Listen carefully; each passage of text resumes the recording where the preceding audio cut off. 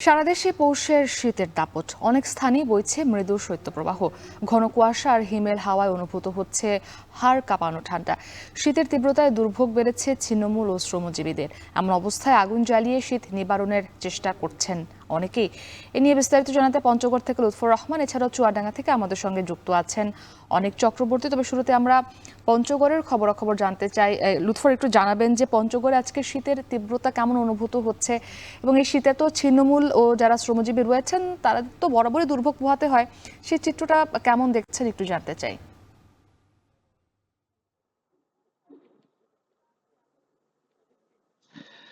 মুক্তি উত্তরের জেলা পঞ্চগড়ে এবার পৌষের শুরুটা হয়েছে বেশ অন্যভাবে। আমরা অন্যান্য বছরে যে চিত্রটি দেখেছি যে পৌষের যে শীত সেটি কিন্তু প্রচন্ড ঘন কুয়াশা এবং ঠান্ডা বাতাসের মধ্য দিয়ে শুরু হয়েছিল, তবে এবারে যে পৌষের শুরুটা সেটি হয়েছে সন্ধ্যা থেকে সকালে শীতের তীব্রতা বেশি ছিল, এবং তারপরে আমরা দেখেছি যে দিনে সূর্যের দেখা মিলেছিল এবং সে সময় কিন্তু বেশ উত্তাপ ছিল।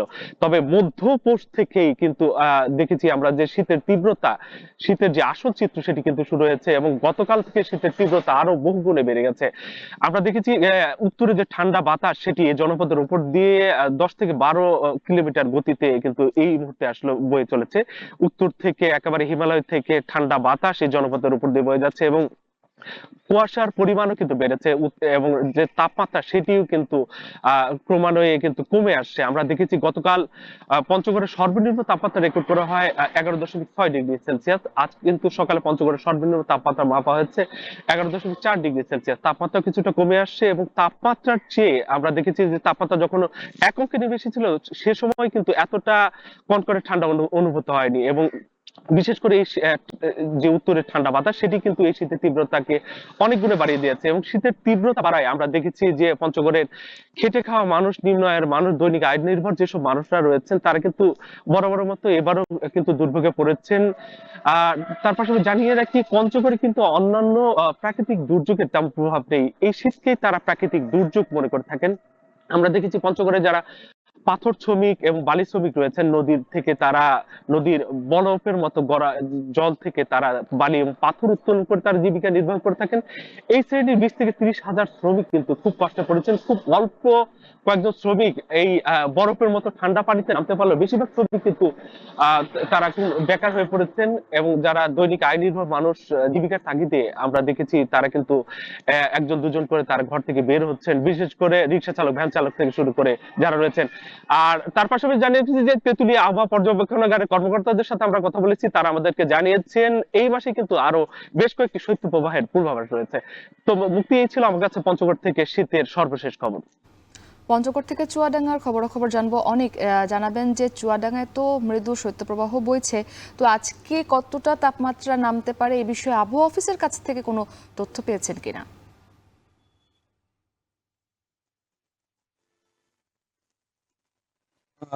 মুক্তি সকাল 6টায় আবহাওয়া অফিস ইতিমধ্যে তাপমাত্রা রেকর্ড করেছে চুয়াডাঙ্গায় 9.8 ডিগ্রি সেলসিয়াস, অর্থাৎ চুয়াডাঙ্গায় কিন্তু আসলে ঠান্ডার যে উপস্থিতি তাপমাত্রা বলে দিচ্ছে যে আসলে ঠান্ডা কেমন বয়ে যাচ্ছে চুয়াডাঙ্গা। গতকাল কিন্তু চুয়াডাঙ্গার তাপমাত্রা 11 ঘন্টা তাপমাত্রা ছিল। সেই অনুপাতে যে গত কয়েকদিনের যে শীত, সেই শীত এবং কুয়াশা থেকে কিন্তু আজকে ঘন কুয়াশায় ঢাকা ছিল গোটা শহর। পাশাপাশি ভোর থেকেই কিন্তু আসলে আসলে বলা খুব বেশি সাধারণ মানুষের উপস্থিতি রাস্তাঘাটে খুব নেই। এছাড়া বাজার, যে পাইকারি বাজার, খুচরা বাজার আমি খোঁজ নিচ্ছি, সেখানেও কিন্তু আসলে যারা ক্রেতা এবং বিক্রেতা উভয় কিন্তু আসলে তাদের উপস্থিতি অনেক বেশি আসলে কম। আবহাওয়া অফিসের সঙ্গে আমি কথা বলছিল, আবহাওয়া অফিস বলছেন যে আসলে গত কয়েকদিনের তাপমাত্রা ভারত থেকেও আসলে আজ থেকে কিন্তু আসলে তাপমাত্রা নামতে থাকে। অর্থাৎ আজকে যেমন 9.9 ঘরে সেটা তাপমাত্রা, কালকে 8-এর ঘরেও চলে আসতে পারে। তো আসলে দিন যত যাবে তাপমাত্রা এখন নামতে থাকবে। পাশাপাশি জানিয়ে রাখি যে এই যে হঠাৎ করেই খড়কুটো জ্বালিয়ে, যে খড়কুটোর সাথে আগুন জ্বালিয়ে সাধারণ মানুষ, ছিন্নমূল মানুষ আসলে শীত নিবারণের চেষ্টা করছে। পাশাপাশি এই যে ছিন্নমূল খেটে খাওয়া মানুষ আছে তাদেরকে দেখেছি যে আসলে এখানে যে অস্থায়ী যে বস্ত্রগুলো, শীত বস্ত্রগুলো দোকান বসেছে পুরাতন কাপড় চোপড়ের, সেখানে আসলে তারা ভিড় করছে। বিশেষ করে এই পুরাতন কাপড় চোপড় গরমের শীতের যে কাপড় চোপড় আছে সেখানে যে ক্রেতা, সেই ক্রেতার সংখ্যা কিন্তু আসলে এই ছিন্নমূল খেটে খাওয়া মানুষের সংখ্যাই আসলে বেশি। পাশাপাশি সদর হাসপাতাল পাশাপাশি সদর হাসপাতাল প্রতিনিয়তই আসলে শীতজনিত রোগীর সংখ্যা প্রতিনিয়তই বাড়ছে। তো শীত পরিস্থিতি আরো এ বিষয়ে আরো জানাতে চুয়াডাঙ্গা থেকে অনিক চক্রবর্তী ও গাজীপুরের হাসপাতাল থেকে যুক্ত হচ্ছেন সহকর্মী ইফতেখার রায়হান। তবে প্রথমেই অনিকের কাছে জানতে চাই, অনিক, আজ চুয়াডাঙ্গায় শীতের তীব্রতা কেমন দেখতে পাচ্ছেন, আর এই যে শীত তাতে করে ছিন্নমূল শ্রমজীবী যে মানুষগুলো, সেই মানুষগুলোর দুর্ভোগী বা কেমন দেখতে পাচ্ছেন?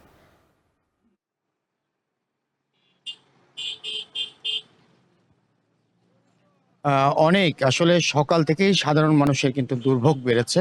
আজকে চুয়াডাঙ্গায় তাপমাত্রা 9.8 ডিগ্রি সেলসিয়াস চলছে, অর্থাৎ চুয়াডাঙ্গার উপর দিয়ে মৃদু শৈত্যপ্রবাহ কিন্তু আজ থেকে বয়ে যাচ্ছে। সকাল থেকেই আসলে সাধারণ মানুষের উপস্থিতি সড়কে খুবই কম। বাতাসের আর্দ্রতা যেহেতু বেশি, সুতরাং আবহাওয়া অফিস বলছে যে বাতাসের আর্দ্রতা আজ 95%, অর্থাৎ বাতাসের তীব্রতা সকাল থেকে আসলে এতটাই বেশি যে শীতের অনুভব আসলে বাতাসের কারণেই হচ্ছে, এমনটাই বলছে আবহাওয়া অফিস। পাশাপাশি এই যে হঠাৎ করেই শীত বাড়ায়, সাধারণ মানুষ আসলে খুব একটা বের হচ্ছে না। খড়কুটোর সাথে সড়কের পাশে আগুন জ্বালিয়ে আসলে শীত নিবারণের আসলে চেষ্টা দেখেছি আমি সকাল থেকেই। পাশাপাশি এখন পর্যন্ত কিন্তু সূর্যের দেখা মেলেনি চুয়াডাঙ্গাতে অনেক, যার কারণে আসলে এই যে শীতের তীব্রতা সেটি আসলে অনেকটাই, সূর্যের দেখা মিললেও আসলে সেই সূর্যের যে উত্তাপ সেটি আসলে কিন্তু আসলে পাওয়া যাবে না আজকে, এমনটাই বলছে আবহাওয়া অফিস। পাশাপাশি পাশাপাশি একটা বিষয় জানিয়ে রাখি যে এই যে শীত বেড়েছে, এতে করে চুয়াডাঙ্গা সদর হাসপাতাল সহ উপজেলার যে স্বাস্থ্য কমপ্লেক্সগুলো আছে সেখানে কিন্তু প্রতিনিয়ত আসলে রোগীরা ভর্তি হচ্ছে। ভর্তি হওয়া এসব রোগীর মধ্যে শিশু এবং বয়স্কদের সংখ্যাই বেশি। পাশাপাশি আরেকটা বিষয় জানিয়ে রাখি যে এই শীত আরো কয়েকদিন থাকবে এবং ঘন কুয়াশা এবং শীতের দাপট আরো বেশ কয়েকদিন থাকবে বলছে আবহাওয়া অফিস। তো শীত পরিস্থিতি নিয়ে চুয়াডাঙ্গা থেকে আমার কাছে এই ছিল অনেক। চলমান যে শৈত্যপ্রবাহ, সেখানের খোঁজ খবর রাখছিলেন চুয়াডাঙ্গা থেকে অনেক চক্রবর্তী। এবার একটু যেতে চাই গাজীপুরে, সেখানে আছেন সহকর্মী ইফতেখার রায়হান। রায়হান, আপনার থেকে জানতে চাই যে শীতে রোগ বালাই আক্রান্ত হওয়ার সংখ্যা তো বাড়ে, তো সেক্ষেত্রে ডাক্তাররা কি ধরনের পরামর্শ দিচ্ছেন এবং হাসপাতালে রোগীদের চাপই বা কেমন দেখতে পাচ্ছেন?